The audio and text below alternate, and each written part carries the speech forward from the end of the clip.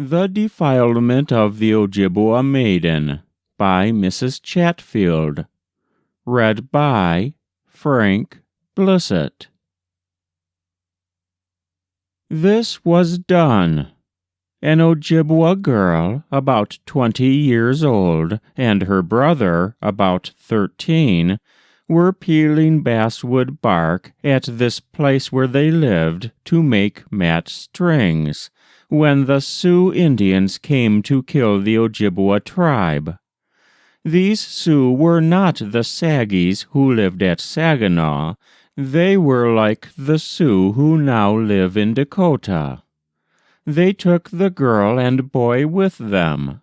On the way home, they made the girl cook for them every time they camped out, and abused both of them. There is always one foolish man in any party, and in this one the foolish Sioux did not do right. He did what he ought not to do to the girl. The big medicine man told him not to do that to the girl, for they did not know what would happen before they got home. But the foolish man did not mind at all. At last they arrived home with these two young Ojibwa. They kept the girl in one place and the boy in another. They treated them quite well for 3 or 4 months, and the prisoners were not afraid after they were acquainted with the new conditions. The girl wanted to see her brother, and so she did. She told the boy to get away slyly before the Sioux knew it. He wanted to go, too, so she told him to come on a certain day, also to take as much venison as he could and hide it away in the woods so they could take it when they started. So he did, and she did the same. On the appointed day, the girl started out to the venison and met her brother there, and they fled for home. On their way, someone spoke to the girl, and she became a Medawis herself. It was a bear that spoke to her, and told her to go to a certain tree. This she did, and found that the tree had fallen and lodged in the crotch of another. They both climbed that tree and hung there 3 days, at the end of which time they looked like bears. The Sioux searched for these children 3 days, and then gave up. Then the boy and girl resumed their journey home. But they knew they would reach a river before they came to their home, and someone told the girl to make a bow and arrow for her brother, with a stone cleat like the one I showed you today, as there would be something at the river. This she did, and they saw a deer when they came to the stream, and the boy killed it. They camped there by the river, and the girl made a bark canoe. After she finished it, she put it in the water and went down the river toward their home.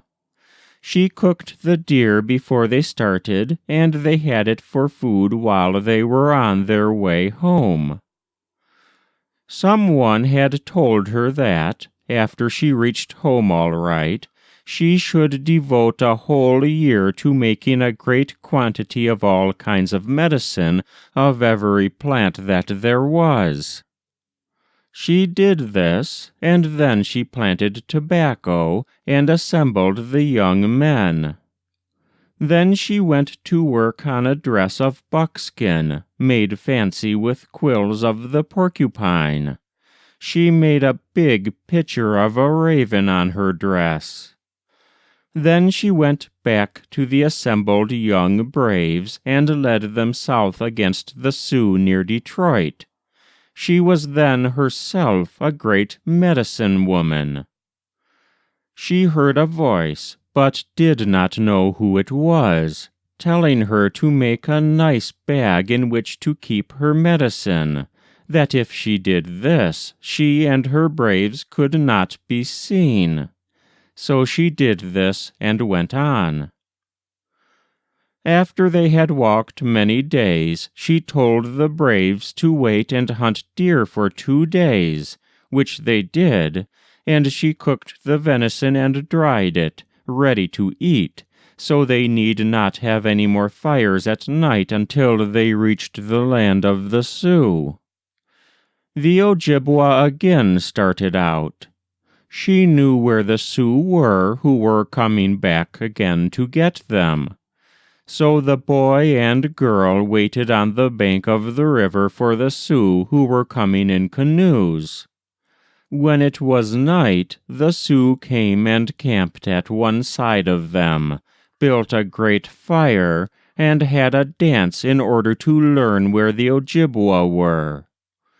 The girl told her braves to use the medicine from her bag. They did this, and then they could not be seen. So the Sioux did not know the Ojibwa were at one side of their camp. While the Sioux were dancing, she went over to them and used her medicine so they could not see her, and went among them and took all their arrows away.